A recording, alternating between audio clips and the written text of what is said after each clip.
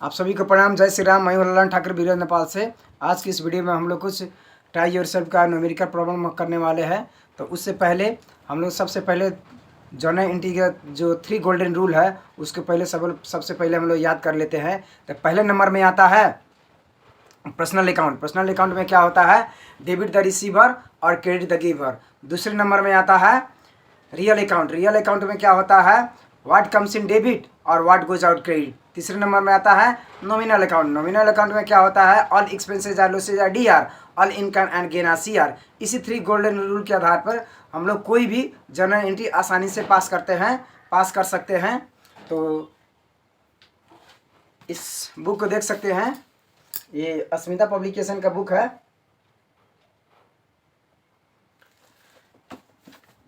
इसमें भी आप देख सकते हैं अकाउंटिंग फॉर प्रिंसिपल ग्रेड 11 का है, कक्षा 11 का है।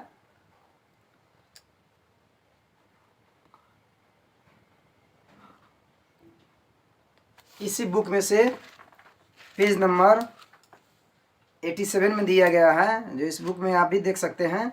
इस में वीडियो में मैं दिखाने का प्रयास कर रहा हूँ। पेज नंबर 86 में है, 87 में है,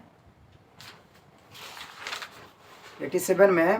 question number 9 and 10 TP try yourself question number 9 and 10 है। आज हम लोग सॉल्यूशन करने वाले हैं। तो यहाँ आप देख सकते हैं question 9 and 10।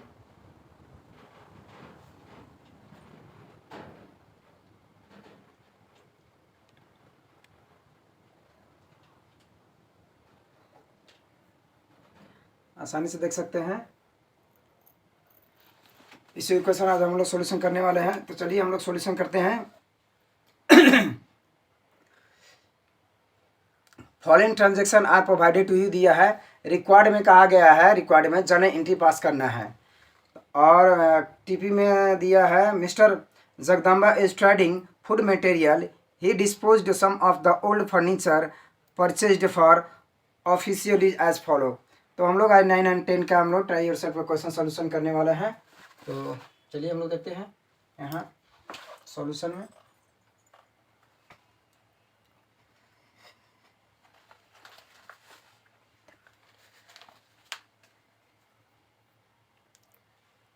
Following transaction provided to you, date दिया है और ट्रांजैक्शन दिया है। तो इसमें है चैत्र 1, चैत्र महीना के 1 में ट्रांजैक्शन दिया गया है। Business started with cash RS 25,000 and bank balance RS 35,000। यानी कि व्यवसाय शुरू किया जा रहा है, 25,000 रुपया कैश है और बैंक बैलेंस में 35,000 है। तो cash account DR, bank account DR और टू कैपिटल अकाउंट करना है। तो इसमें cash account DR 25,000, bank account DR 25,000 और टू कैपिटल अकाउंट 60,000, दोनों को जोड़कर 60,000 हो जाएगा। Being started business with cash and bank balance, bank balance. उसी तरह से है चैत्र 10 में paid RS 2,000 for salary and RS 1,000 for rent. यानी कि ये कंपाउंड जर्नल एंट्री है। तो सैलरी के लिए 2,000 रुपये तिरा जा रहा है और रेंट के लिए, भाड़ा के लिए 1,000 तिरा जा रहा है। तो salary account DR, rent account DR, ये कंपनी के लिए खर्च हो गया। नॉमिनल अकाउंट के हिसाब से all expenses losses are DR, all income and gain are CR। तो इसमें एक्सपेंसेज है तो इसको डेबिट कर दिया जाएगा। तो यहाँ देख सकते हैं salary account DR 2,000, rent account DR 2,000 और टू कैश अकाउंट 2,000, 3,000 दोनों जोड़ के 3,000 रुपया पेमेंट कर दिया गया है। कैश रियल अकाउंट अंतर्गत पड़ता है। तो व्हाट गोज आउट क्रेडिट, यानी कि कैश जा रहा है इसीलिए क्रेडिट किया जा रहा है। Being salary and rent paid. उसी तरह है चैत्र 12 में हम लोग देख सकते हैं good sold to Janak, Janak को 1,000 को सामान बिक्री किया गया है। तो Janak account DR to sales account, उधार में है, बिका गया है।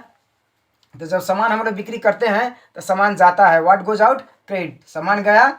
और लेने वाला व्यक्ति कौन है? डेबिट द रिसीवर, यानी कि जनक ले रहा है इसीलिए डेबिट किया गया है। तो जनक अकाउंट DR 1,000 और to sales account 1,000 being good sold on credit.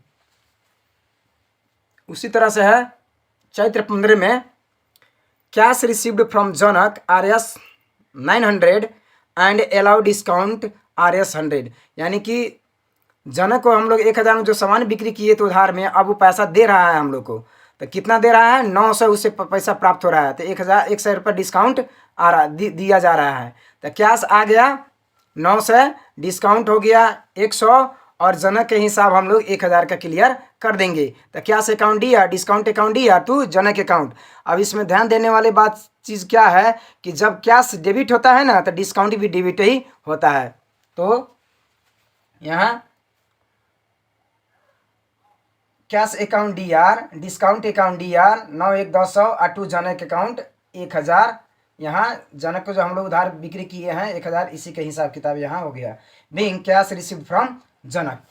अब चैत्र 26 में है goods purchase from Raman. Raman से हम लोग सामान खरीदे हैं 2000 का, तब purchase account D R to Raman account. सामान जब आता है तो डेबिट होता है, और देने वाला व्यक्ति कौन है, रमन, तो देने वाले व्यक्ति को हम लोग क्रेडिट कर देंगे। तब परचेज अकाउंट डी आर 2000 और to Raman account 2000, being goods purchase from Raman. उसी तरह है चैत्र 29 में है कैश पेड टू रमन 19 है इन फुल सेटलमेंट ऑफ 2000, यानी कि 2000 के हिसाब किताब कर रहे हैं हम लोग। तो रमन से हम लोग उधार में खरीदे 2000, अब उनको 19,000 पर तिरा जा रहा है, तो तिरा जा रहा है तो हिसाब किताब तो 2000 का करना होगा। तो रमन अकाउंट डी आर 2000 करना है, रमन अकाउंट डी आर 2000, और कैश कितना जा रहा है 19 है, तो डिस्काउंट कितना होगा 100, तो 2000 में 19 से गया बचा 100, तो being cash paid to Raman and discount received कर देना है। उसी तरह है चैत 30 में है loan taken from Everest bank से कर्जा लिया गया है 50,000। The amount directly deposited into bank, जो पैसा आया वो डायरेक्ट बैंक में ही जमा हो गया, कैश के रूप में नहीं आया। तो इस केस में क्या होगा, बैंक का पैसा जमा हो गया, तो bank account D are 25,000 bank account में 50,000 है, तो 50,000 लिखना पड़ेगा, 50,000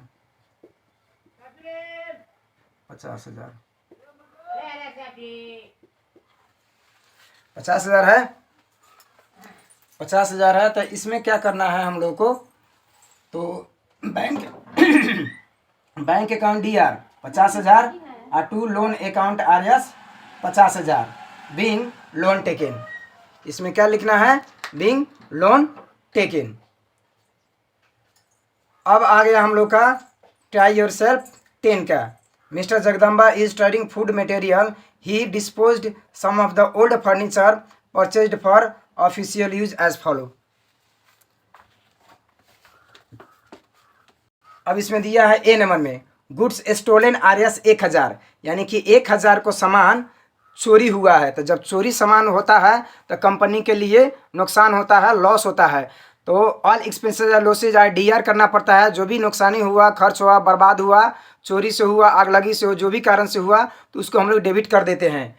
तो गुड्स स्टोलन को हम लोग डेबिट कर देंगे। अब कितना का सामान गया है, 1000 का सामान हम लोग क्रेडिट कर देंगे। तो यहाँ है लॉस बाय स्टोलिंग, चोरी के कारण से हुआ है 1000 डेबिट कर देंगे, और टू परचेज अकाउंट 1000 क्रेडिट कर देंगे, being goods lost bye strolling. उसी तरह से है बी नंबर में sold unused in furniture costing 20,000 for 22,000, यानी कि 20,000 को जो पुराना मशीन फर्नीचर था उसको 22,000 में बिक्री किया जा रहा है। यानी कि बिक्री जब हम लोग करते हैं तो कैश आता है, तो कैश अकाउंट डी आर 22,000 कर देना है, कैश अकाउंट डी आर 22,000 कर देना है। पुराना फर्नीचर जा रहा है 20,000 का, तब फर्नीचर का हम लोग 20,000 के क्रेडिट कर देंगे। तब 22,000 में से 20,000 का सामान गया, बचा कितना 2,000, तो 2,000 क्या होगा, to profit on sale of furniture, to profit on sale of furniture करके लिख देना है। Being furniture sold at profit लिखना है नरेशन में। उसी तरीका से है डी नंबर में, सी नंबर में sold unused machinery costing 20,000 RS 19,000, यानी कि 20,000 का जो बेकार मशीनी बैठा हुआ है, उसको यूज नहीं हो रहा है, तो उसको 19,000 में बिका जा रहा है। तो यानी कि कैश कितना आया 19,000, तो 19,000 आया। तो कैश अकाउंट डी आर 19,000 और सामान कितना का जा रहा है 20,000, तो 20,000 में से 19,000 का 1,000 बचा, तो 1,000 loss on sale of machinery 1,000 का हो गया, being machinery sold at loss. उसी तरीका से है डी नंबर में, goods destroyed by fire costing 8,000 but claim admitted by insurance company for 3,000 only. 3,000 का मात्र इंश्योरेंस कंपनी दे रहा है, तो कितना जितना कैश आ रहा है उसको डेबिट कर देना है। तो insurance company account D R 3,000, insurance company account D R 3,000, और उसके बाद वो सामान कितना का बर्बाद हुआ है 8,000 का था। 8,000 में से 3,000 का बचा 5,000, तो लॉस बाय फायर अकाउंट कर देना है 5,000। बीइंग में क्या लिखना है, बीइंग में लिखना है being goods lost by fire and insurance company admitted claim partially. उसी तरीका से है ई नंबर में, goods used for household purpose, घरायसी यूज के लिए सामान लिया गया है, तो drawing account D R to purchase account और टू गुड्स अकाउंट। तो इसमें ड्राइंग अकाउंट डी आर 3,000 और to purchase account 3,000 being goods used for household purpose. ये जो सब एंट्री है ये पेज नंबर 87 में दिया गया है। तो इस वीडियो में इतना ही, पढ़ते रहिए, खुश रहिए। अगर वीडियो अच्छा लगे तो लाइक करें, शेयर करें, सब्सक्राइब करें और बहुत मेहनत करके पढ़ें। और ये किताब अगर आपके पास नहीं है तो आप इस किताब को खरीद कर पढ़ने का प्रयास करें। अगर कोई भी दिक्कत होता है तो मेरा नंबर दिया गया है 9801 18 316 में हमसे संपर्क कर सकते हैं। कोई भी अकाउंट संबंधी प्रॉब्लम हो क्लास 11 का, तो आप हमसे संपर्क करके सॉल्यूशन करवा सकते हैं। तब तक के लिए जय नेपाल।